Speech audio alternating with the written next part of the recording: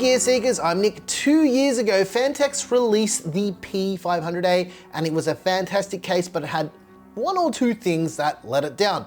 Now, what Phanteks decided to do was go back to the drawing board and bring us something new. Well, newish. We've got the G500A, which is the evolution of the P500A. I hope this isn't getting too confusing for you guys. What we're gonna do today is our usual thing. We're gonna take a look at this brand new case from Phanteks, test the thermals, do all that stuff. So strap yourself in. We're gonna take a look at this new case. Let's go for a ride, I suppose. Because you strap yourself in, right? Let's go.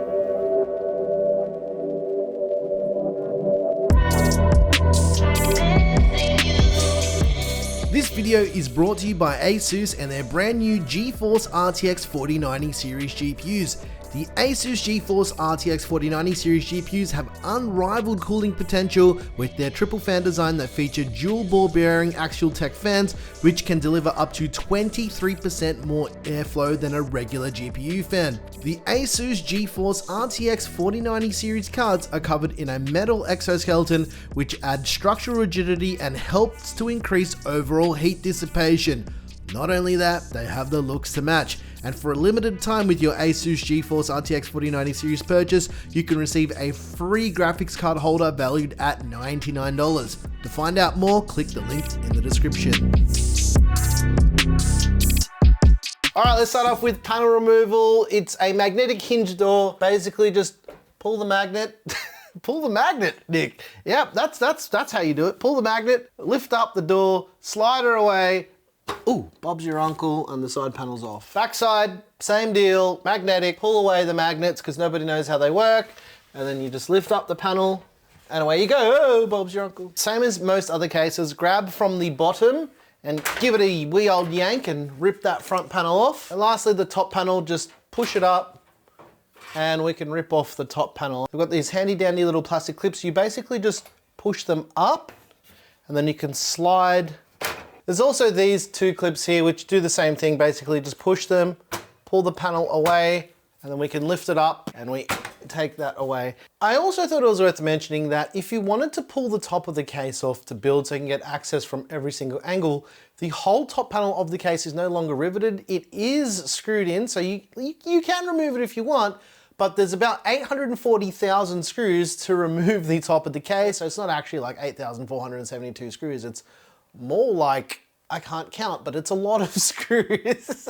You guys have a reputation to uphold. You usually do really dope things, but that is a bit of a noob maneuver. For hard disk and SSD mounting, you've got these 3 sleds on the back here, as well as the other 3 drives that can mount along here and 3 more drives that mount along here as well. So these panels that we're removing all have SSD mounting on them as well, with a total of about 6 SSDs. So you can mount them here. Plus you've got 2 3.5-inch spinning rust sleds that come with the case as accessories that you can mount in the bottom, so you can do a stack in the bottom as well. If you wanted to build a weird NAS, I guess you could use this case to do that, but I probably wouldn't because reasons. For power supply support, there are no limits.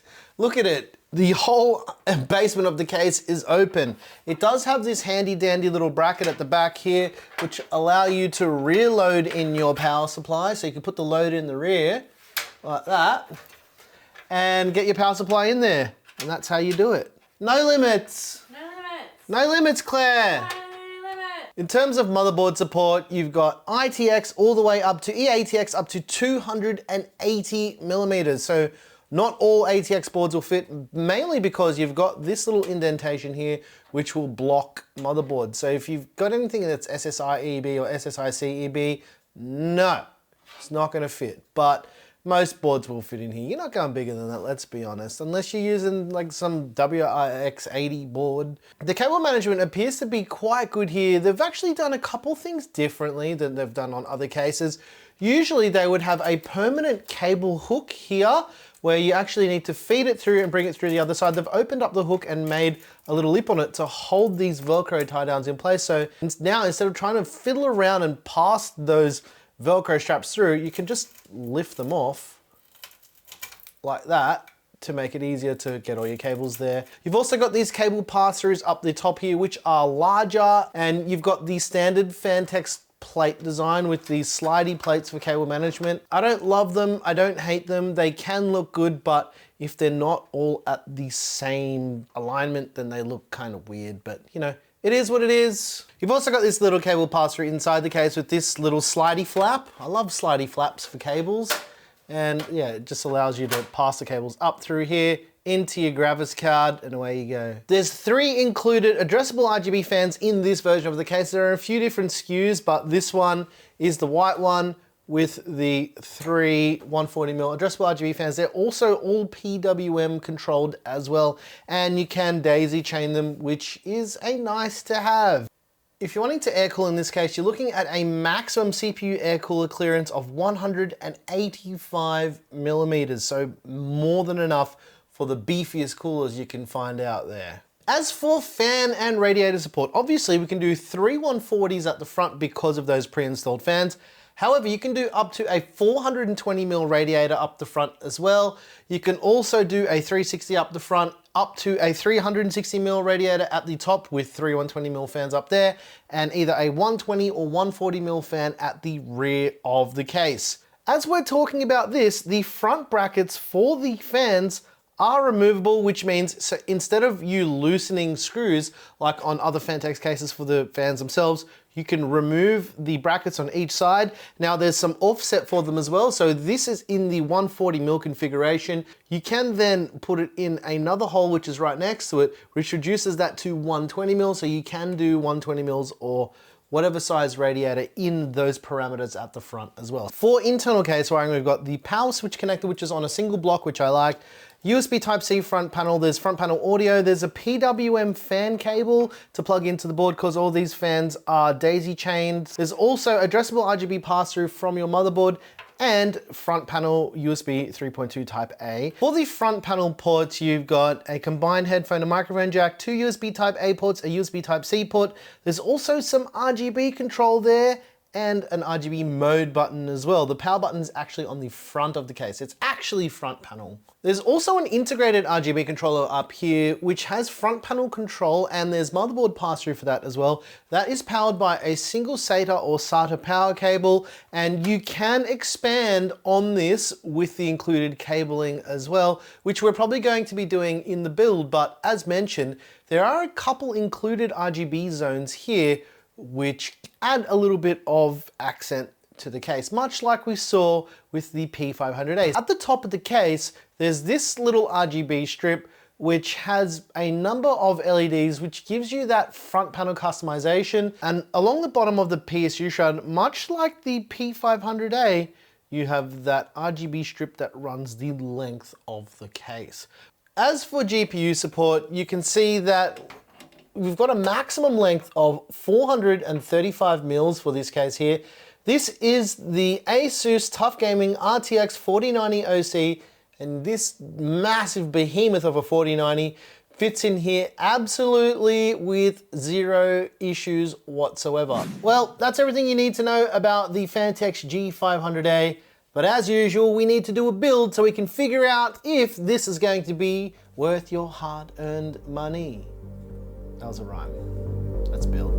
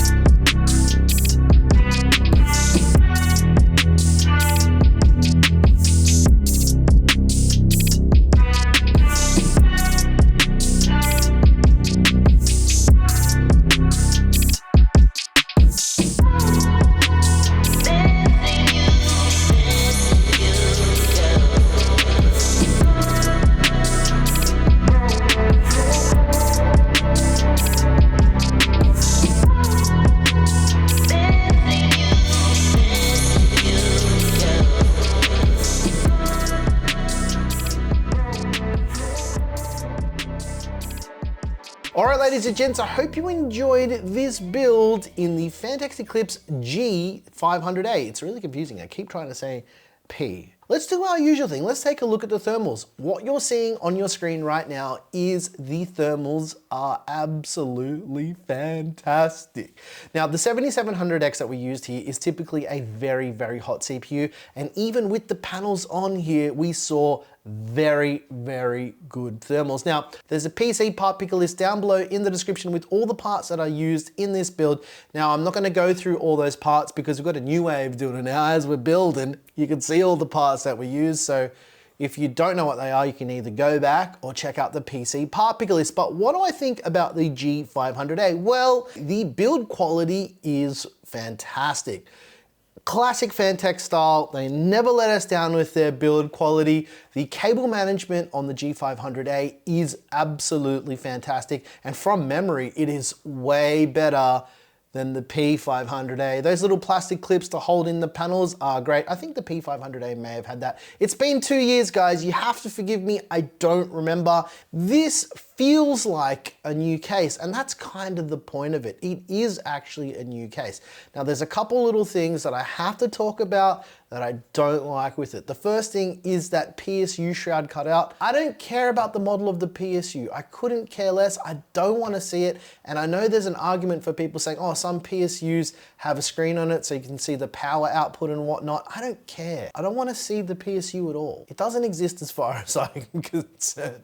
So please, Phanteks, either give us a panel that we can put over it or just make sure it's not there. You're not actually saving money when you're creating a case by leaving that open, because that little bit of metal that you pull out actually costs more to cut out and remove, right? Just my 2 cents. People may or may not like that, but I hate those cutouts. They suck. The next thing is the top panel. I love that the whole top of the case is removable, but as I've already mentioned, there's too many screws here. There's 14 screws to remove the top of the case. Why? I've seen other cases do it with 2 screws, so just do that, right? It makes it a lot better. But in saying all of that, the quality of life improvements are much better. I like the fact that it's brackets for the front fans now, so I don't have to unscrew them in a weird way and put the screwdriver in the basement to remove the front fans. That is much better. Building in this case is ridiculously easy as well. This is one of the fastest builds that we've done all year. I think in total, this build may have taken me 35 minutes, right? Including cable management, which you saw was about 2.5 minutes to cable manage the whole system. Ridiculous. This thing is really nice to build in. And if I'm being honest, I think Phanteks has nailed this case, despite the one main thing that I don't like is that top panel thing, but everything else is fantastic. You guys are gonna love this case. All right, ladies and gents, let's get to the most important part of this video, the price.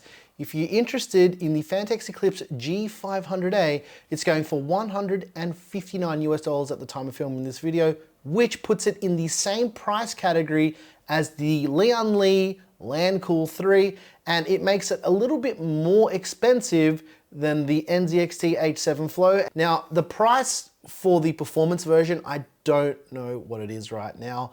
I will update it in the description as soon as I have that pricing, but ladies and gents, that's the brand new Phanteks Eclipse G500A. Man, it is really hard to say G500A. Anyways, guys, if you like this video, please subscribe to see more case reviews. We do heaps and heaps and heaps of case reviews. Basically, any case that comes out that my eye catches, we will review. If you like the music you heard here, I make all the music. It's available by clicking that join button right down there, down below. Once again, thank you so very much for watching. I'm your boy Nick with Gear Seekers. You peak, we seeking. Shout out to PC World, because you guys, I know you watch our case reviews because you told me. But shout out to you guys. Thanks for watching. You guys are awesome. I love you all very much. We're so close to 200,000 subscribers. Please get us there. We are like I don't know, I was gonna say something really Australian, but I forgot. Yeah, we're very close. We're very close. Get us there before the end of the year. I've got some parts that are arriving at the end of the week for a giveaway PC. So the quicker we get there, the more PC we give away.